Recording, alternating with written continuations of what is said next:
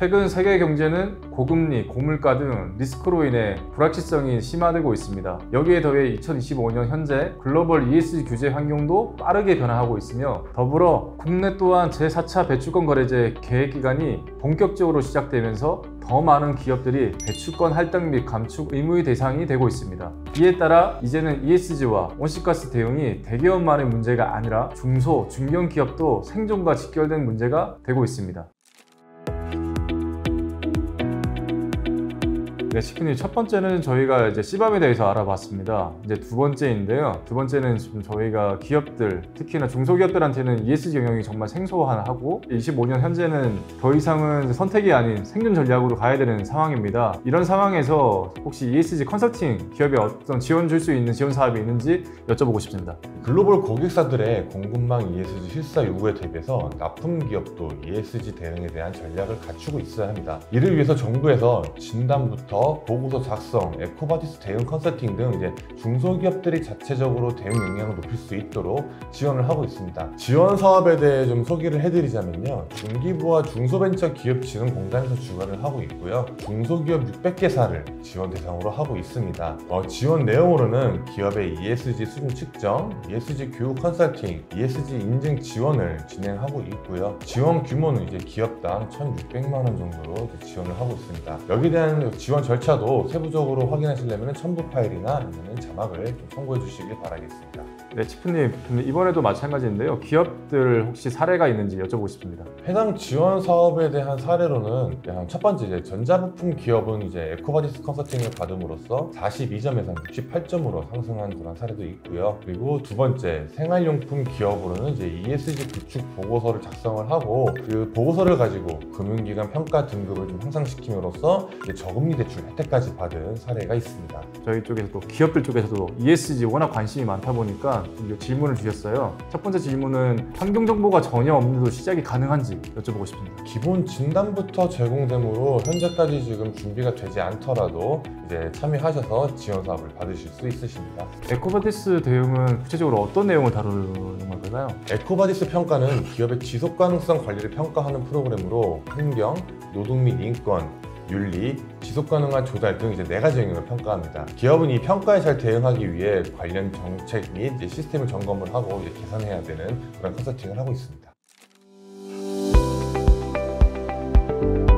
네, 스티븐, 이제 세 번째는 저희가 이제 온실가스 감축과 관련되어 있는 스마트 공장을 빼놓을 수가 없는데요. 제조기업에서 생산성과 탄소 저감 목표를 모두 실현할 방법은 바로 스마트 공장 구축이라고 합니다. 정부에서 구축을 위해서 지원하는 사업이 있는지 궁금합니다. 스마트 공장 구축 지원 사업은 PEMS, IoT, 고효율 설비 등을 활용한 탄소 중립형 스마트 공장 구축을 지원하고 있고요. 이에 따라 정부는 기업당 최대 2억 원까지 지원하고 있습니다. 또한 지역 특화형 사업도 운영 중에 있으니 세부 사항을 좀 참고해 주시길 바라겠습니다. 간략하게 사업을 소개해드리면 중기부와 중소벤처기업진흥공단에서 주관을 하고 있고요.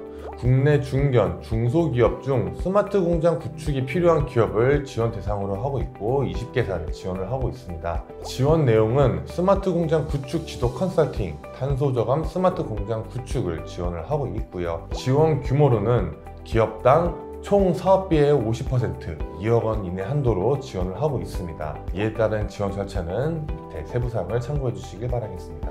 네, 치프님, 그럼 동일하게 그러면 사례 소개 부탁 좀 드리겠습니다. 본 사업을 통해서 식품기업 같은 경우 냉동, 가열 공정에 PEMS를 도입함으로써 전력비의 28%를 저감을 하고 ESG 보고서의 작성 기반을 좀 확보하였습니다. 기계기업 같은 경우 공정 제어 자동화로 불량률이 3% 감소하였고요. 생산성이 18% 향상한 사례를 찾을 수 있었습니다. 네, 다음은 저희 쪽 이제 기업 담당자분들께서 궁금하신 사항인데요. 기존 스마트 공장을 보완할 수 있는지 질문 주셨습니다. 네, 우선 탄소 감축 목적을 위해 필요한 보완이라면 가능합니다. 그리고 고도화 유형으로 이제 추가 지원을 받으실 수 있습니다. 셰프님, 그러면 IoT 센서만 도입해도 지원이 가능할까요? 네, PEMS 연계 구축을 조건으로 일부 설비만 도입하여도 지원 받으실 수 있습니다.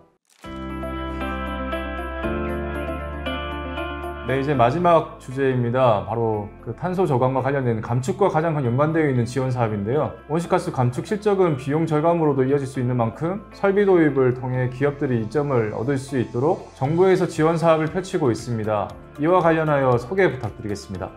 탄소 중립 설비 지원 사업 같은 경우에는 여러 가지 부처, 여러 가지 기관에서 진행을 하고 있다 보니까 사실 각 기관에 맞는 그런 세부사항을 점검을 하셔야 되고요. 고효율 설비 교체 시 정부가 설비 비용의 70%까지 지원을 하고 이게 연 한 1275억 정도 예산이 잡혀 있습니다. 대표적으로는 이제 폐열 회수 장치, 고효율 보일러, 인버터, 고성능 컴프레셔가 될 수 있을 것 같고요. 간략하게 좀 더 소개를 드리면은 산업부, 환경부, 에너지공단, 한국환경공단 등 다수의 기관에서 진행을 하고 있습니다. 지원 대상으로는 이제 국내 배출권 거래제 참여 기업이나 이제 자발적 감축 참여 중소, 중견 기업이 이제 대상이 되겠습니다. 보조금 비율은 이제 그 각 지원 사업마다 조금씩 상이하긴 한데요. 설비당 총 비용의 한 50%에서 70%까지 지원을 하고 있습니다. 신청 시기는 매년 1월부터 3월, 보통 한 1분기 때 마감이 되고요. 자세한 사항은 그 관련 기관의 홈페이지를 접속하셔서 확인하실 필요가 있겠습니다. 혹시 기업들 같은 경우에 이 지원을 받았던 사례들을 좀 설명 좀 부탁드려도 될까요? 네, 다양한 사업들이 있을 것 같은데요. 식품기업 같은 경우는 이제 폐열 해수기를 설치함으로써 이제 가스비만 연 2,500만 원을 절감을 하고요. 이제 이산화탄소로는 한 22톤 정도 감축을 한 사례가 있습니다. 또한 섬유 기업의 경우 고효율 증기 보일러를 교체함으로써 열 효율이 75%에서 90%까지 상승하였고요. 이에 대해 경제적으로 이익이 발생을 하고 또한 ESG 보고서에도 활용을 할 수 있는 아이템이 되었습니다. 셰프님, 이제 고객사 쪽에 제일 관심 있는 부분은 감축이다 보니까 배출권으로 수익도 가능한지 여쭤보셨거든요. 혹시 여기에 답변 가능하실까요? 감축 실적은 기업의 온실가스 감축 제도 이행 여부와 설비 투자 주체 등을 고려하셔야 될 것 같고요. 이 감축 실적이 자체적인 감축이 될 수도 있고 외부 사업으로도 등록이 가능할 수도 있을 것 같습니다. 다만 그 각 기관에서 공고별 지원 범위와 국내 온실가스 감축 제도 이행 여부를 고려하셔야 될 것 같습니다.